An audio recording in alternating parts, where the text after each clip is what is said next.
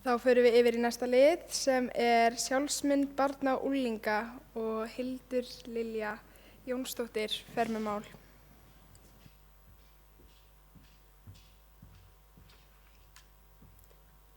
Virðulegi forseti, ungmennaráðsfulltrúar, bæjarfulltrúar og aðrir gestir.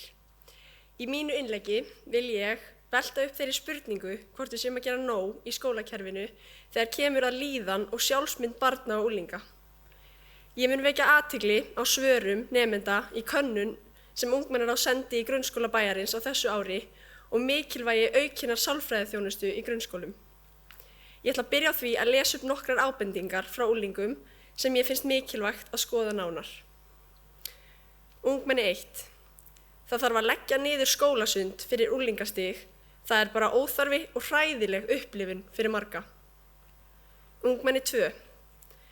Að sund ætti að vera val fyrir elsta stig grunnskóla þar sem að reynslan í mínum skóla hefur verið að margir vilja ekki mæta í sund vegna mismunandi aðstæðna, til dæmis sjálfsímynd og óþægindi í kringum bekkjarfélaga. Ungmenni 3. Mér finnst að í unglingadeild ætti að vera val að fara í sund, af því mér líður alltaf illa í sundi og mörgum öðrum líka. Þessar ábendingar eru ekki einsdæmi, en þegar ungmennaráð heimsótti nemendur í vinnuskólan síðastliðið sumar, heyrðu við að þau vildu helst fá að sleppa skólasundi. Þarf að minnka skólasund eða þurfum við að kafa dýpra og finna ástæður fyrir því að ungmennum finnst skólasund óþægilegt og jafnvel hræðileg upplifun tengd þeirra sjálfsmynd eins og ég vísaði áðan. Akureyrarbær hefur lengi lagt áherslu á heilsueflandi samfélag og í forvarnastefnu bæjarins frá 2018 kemur fram að geðræn, líkamleg og félagsleg vellíðan skiptir gríðarlega miklu máli. Og rímar þessi áhersla vel við aðalnámskrá leik- og grunnskóla og sérstaklega grunnþáttinn heilbrigði og velferð. Í aðgerðaráætlun forvarnastefnunnar sá ég að það skipulagt samstarf milli hjúkrunarfræðings eða forvarnafulltrúa bæjarins hjá hverjum bekk í grunnskóla. Ég velti þó fyrir mér hvort þetta sé markviss vinna yfir skólaárið eða bara ein kynning. Við lifum í samfélagi þar sem staðalímyndir og gríðarlegar útlitskröfur ná til flestra barna og unglinga í gegnum samfélagsmiðla. Við þurfum því að vinna markvisst gegn þessum ýktu kröfum sem gera ekki annað en að láta ungmennum líða illa og efast sjálfa sig. Það því ekki nóg að koma inn með eina kynningu í skólana. Við fáum fjölmörg skilaboð að við eigum að draga inn magann, setja út kassan, stelpur sítt hár, strákar stutt, fela örin og hér stöndum við og spyrjum okkur af hverju ungmennum langar ekki í skólasund. Við eigum þessa forvarnastefnu með mikilvægum punktum, til dæmis að sterk sjálfsmynd barna og ungmenna hafi jákvæð áhrif á hegðun þeirra, líðan, námsárangur og tómstundaþátttöku. Erum við að gera nóg? Vissulega sú fræðsla sem forvarnafulltrúar koma með inn í skólana mikilvæg, en miðað við það mikla áreiti á samfélagsmiðlum og niðurstöðu rannsókna líðan og sjálfsmynd nemenda, þurfum við að skapa vettfang innan veggja skólans þar sem börn geta talað við fagaðila sína líðan og fengið viðeigandi aðstoð, til dæmis hugræna atferlismeðferð. Auk þess þarf að tryggja að forvarnafræðslan fái aukna eftirfylgni inn í skólastarfið. Nemendur verða að finna fyrir öryggi í skólanum og þó líka í skólasundi. Markviss fræðsla allan veturinn sem eflir víðsýni, jákvæða sjálfsmynd og líðan lykillinn að því. Á meðan nemendur finna ekki fyrir samþykki og hræðast stríðni í sundi þörf fyrir einstaklingsskrefa, til dæmis fyrir transbörn og fleiri, á meðan viðhorfin óbreytt. Ungmennaráð leggur því til að bærinn fari í markvissa vinnu í skólakerfinu til að bæta líðan og efla sjálfsmynd nemenda. Við viljum líka að tekið sér tillit til einstaklinga sem þurfa aukna aðstoð og sérúrræði eins og sálfræðiþjónustu innan skólana og einstaklingsklefa í íþrótta- og sundklefum.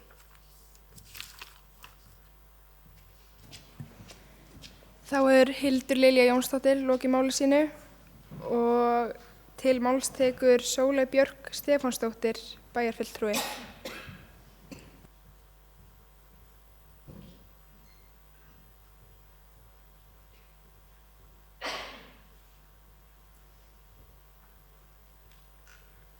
Forseti, ágætu ungmennaráðs fulltrúar.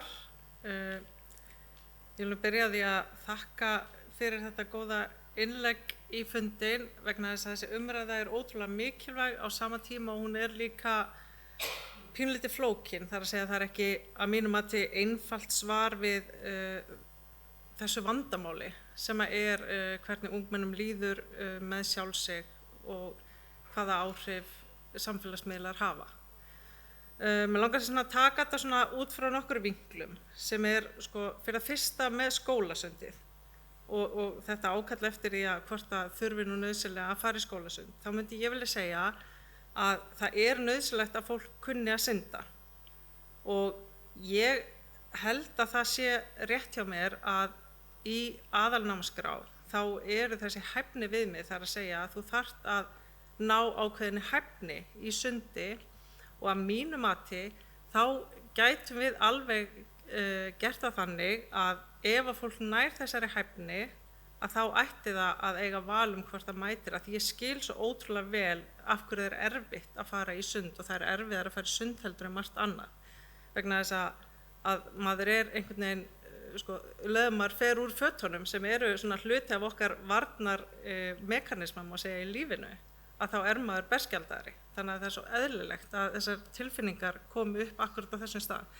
Þannig ég myndi segja að nái nemendur hæfninni þá ætti ekki að skylda þá til að mæta í sundtíma og fólk getur þá hugsanlega sem að kannski getur nýtt sér einhver önnur úrræði við að ná þessari hæfni til þess að geta sýnt fram á hana og svo hugsanlega fengi þá val aðra hreyfinga því ég held að hreyfing í sjálfu sér mjög mikilvæg sem hluti af skólakerfinu.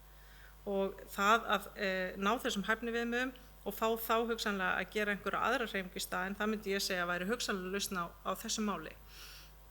En varðandi sjálfsmyndina þá það auðvitað ótrúlega flókið eins og verið að lýsa þessi áhrif samfélagsmiðla á líðan ungmenna og ég nokkuð viss að okkar forvarnarstarf alveg ágætt en það virðist vera við gríðarlegt ofurefli að etja þegar kemur að einmitt öllu þessu áreiti sem kemur allstaðar frá allan sólarhringinn. Þannig að og nú við að fara á stað með að vinna svokallaða lýðheilsustefnu þar sem að ég efast ekki að þetta verður mjög mikilvægt atriði inn í henni þar að segja þar sem verið að horfa á líkamlega og andlega líðan allra íbúa og þar með talið auðvitað barna og ungmenna og mér held að þetta innlegg sé bara mjög mikilvægt inn í þá vinnu. En á sama tíma þá langar mig að segja að í mínum huga þá einhvern veginn eins og nefnt hérna að koma með einstaka fyrirlesturinn, þetta svo miklu stærra og meira en það að fyrirlestur jafnvel þó það verið tvöfaldaðir eða þrefaldaðir að það myndi hugsanlega ekki skila svo mikið meira árangri en að mínum að þá ótrúlega mikilvægt að ungmenni þið sem að hérna sitji og önnur átti sig á því hvað hver og ein manneskja mikilvæg í þessu samfélagi. Það að segja hvað ótrúlega mikilvægt, sérstaklega fyrir þá sem að líður vel og sterk og hafa það gott að styðja þau sem að líður verr og hafa það verra. Og ég ætla að segja að þið hérna þetta sterka flotta fólk sem að situr í ungmennaráði í mínum huga hafið sérstaklega stórt hlutverk í þessu.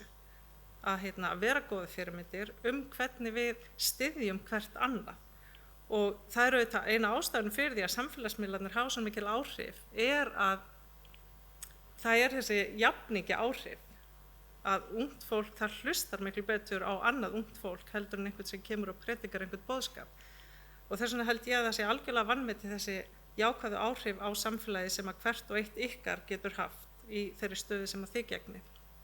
Og vil bara minna á að samfélagið það auðvitað þannig að öllum líður betur eftir því sem öllu líður betur. Þeir sem ótrúlega sterkir og hafa það gott, þeim líður samt betur í góðu samfélagi þar sem öllum líður aðeins betur. Þannig ég vil nú að skora á ykkur að nýta ykkar sterku stöðu til þess að hafa áhrif á samfélagið í kringum ykkur.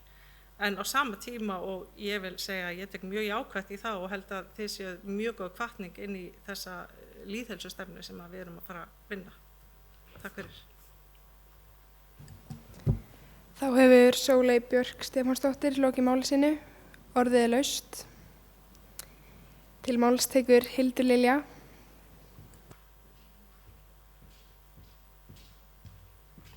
Virðulegi forseti og ungmennaráðsfulltrúar. Ég sammála mörgu sem þú sagðir og alveg á því að við ættum samt að hafa skólasund inn í skólunum af því að þetta í aðalnámskrá, við búum á eyjum, maður þarf að geta bjargað sér maður dettur í vatnið. En það bara spurning hvernig við getum hlúið betur að þessum börnum sem líður illa í skólasundi og þá sérstaklega við tölum vettvang innan skólana, bæði fræðsluna sem þau fá og líka ef þið líður mjög illa með sjálfan þig og þú ert bara í smá paniki, ef ég sletti hérna, að þú sérst að fara í sund, að þú hafir jafnvel sálfræðing eða einhvern sem þú getur farið til með líðan. Og líka við ræddum þetta svolítið í ungmennaráði með jafningjafræðslur. Við erum kannski ekki komið með nógu mikla þekkingu á þessu efni en það að fá alltaf fyrirlestur frá fullorðnum einstaklingum að ungmenni séu flott og við eigum að vera ánægð með okkur, það kannski ekki alltaf svarið heldur að fá einhvern aðeins yngri sem hefur reynslu af svona málefnum og kemur inn í skólana og tala við börnin. Þá hefur Hildur Lilja Jónsdóttir, ungmennaráðsfulltrúi, lokið máli sínu, orðið er laust.